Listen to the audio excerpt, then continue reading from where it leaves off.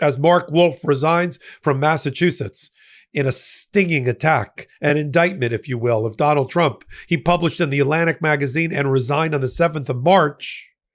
Law students are voting with their feet and running, screaming away from the Department of Justice where they refuse to seek a job, hollowing out further the Department of Justice, who can't replace the 5,000 people that they fired or that resigned, hollowing out the institution. No, there's a whole generation of young law students who refuse to work for the Department of Justice, and it's their choice. They can't be conscripted into it. They can't be inducted and drafted into it. And Donald Trump's attacks on higher education and universities and the liberal education process and the law students and the law school programs and the pro bono programs and the diversity, equity, and inclusion programs and law firms have registered with young voters. The same young voters that put Zoran Mamdani in as mayor in New York, that put Mikey Sherrill and Governor Spanberger in Virginia. Those same young voters, some of them Burnocrats, have woken up and said, we're not going to work for the Department of Justice. And they've run away from Pam Bondi and from the true chief legal officer, Donald Trump. And then on top of that, those two reports, what do we have? We wake up today. Donald Trump has pardoned 77 enablers of his to stop the peaceful transfer of power in 2020 in his attempt to rewrite history. And included in that is a small group of his lawyers, many of whom lost their bar license or had them suspended. And he's given them a federal pardon. And I think there is a message there that Donald Trump is shrinking before our very eyes, and that he thinks there's a chance, a very good chance, that MAGA legacy will end in 2028 and that it will be replaced by a Democratic president who, with a new Department of Justice, could go after these people under certain claims like treason that don't have a statute of limitations or an expiration date. As at the same time, on the same day, Mark Wolf, former Justice of Massachusetts' federal court, says not only is Donald Trump lawless and a rogue and reckless and a criminal, but there are people around him that all should be indicted and investigated, like Big Oil. And this is a judge who has presided over a series of public corruption cases his whole life. Welcome to Tuesday on Legal Layoff. Let's get down to the pardons first, and then we'll talk about Wolf. On the pardon front, these are the lawyers that obtained a pardon. That's not an exoneration. That means you did something bad, but the president's giving you a pardon as a result of it. Christina Bobb worked with Rudy Giuliani, Ken Chesebro, Jeffrey Clark, who was the attorney general for a minute and apparently is back in the government as the acting head of the Office of Information and Regulatory Affairs. Ken Chesebro, Jenna Ellis, Mark Meadows, Chief of Staff, Sidney Powell, people that were indicted in Georgia, people that were indicted in Arizona, Boris Epstein, unnamed co-conspirators in the Jack Smith prosecutions, along with fake electors. See, he thinks Donald Trump wants you to believe that that is a position of strength, that he gets to wipe clean the record from these people. I see this as a sign of weakness, that these are the people that should worry when a Democrat is a president in 2028 and we have a restored Department of Justice, because they're at risk to federal prosecution. That's why Donald Trump gave them the federal pardons, because it doesn't help them with their state problems. It doesn't help them with Arizona's prosecution of fake electors or Wisconsin's or Michigan's investigation. It doesn't help them with the state bar regulators looking at bar licenses. This doesn't exonerate them from that. So I had to think, why now? Why federal? Why all of these things at this moment? It's because Donald Trump is worried he's going to lose. And he wants to, as he's running out of power and the grip, and he's running off the grip of power, then he has to find a way around it. And he has to find a way to reward his friends while he still has the power. Now look,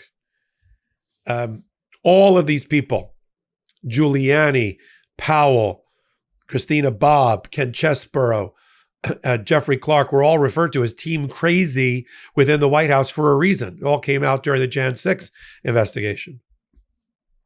Some people will say, and they'll snicker about it in MAGA world, aha, he exonerated them. No more federal prosecutions. But that wasn't ever their threat.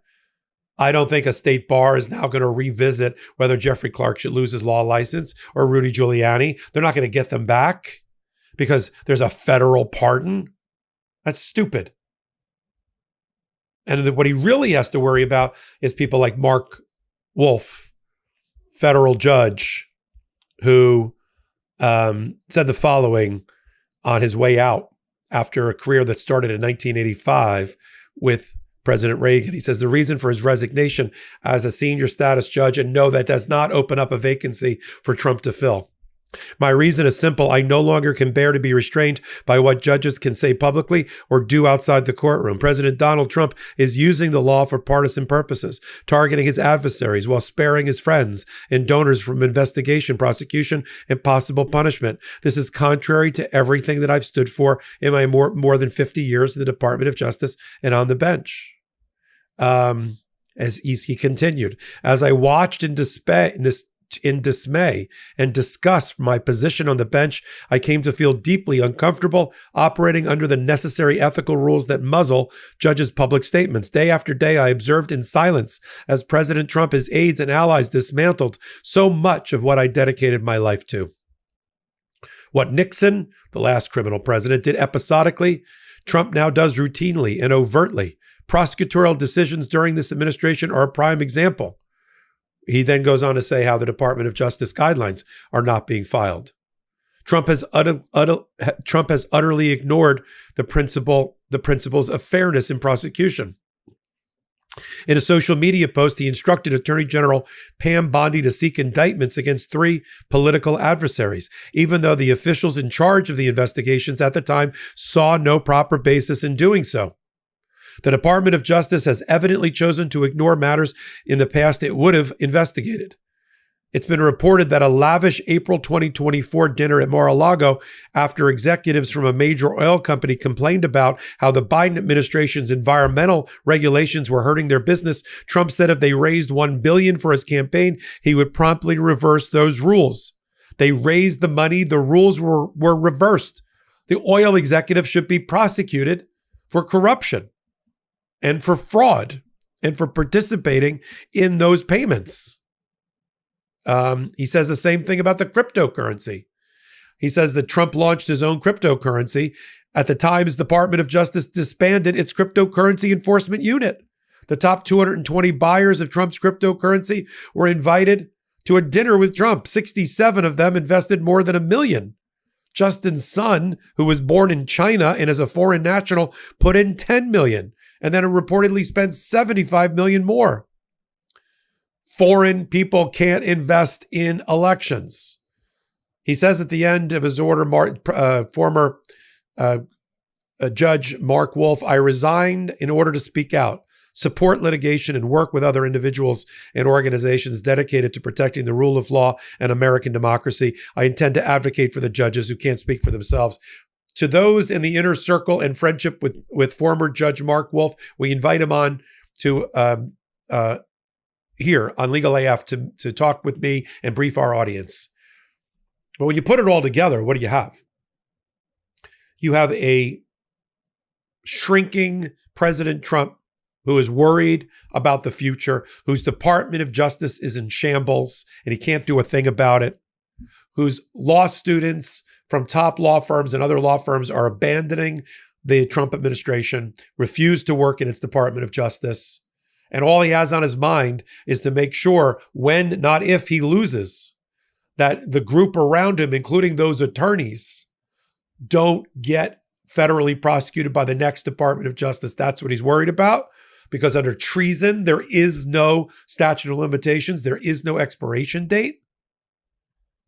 And he hopes these people can use a pardon to try to get their law licenses back, and I don't see that happening.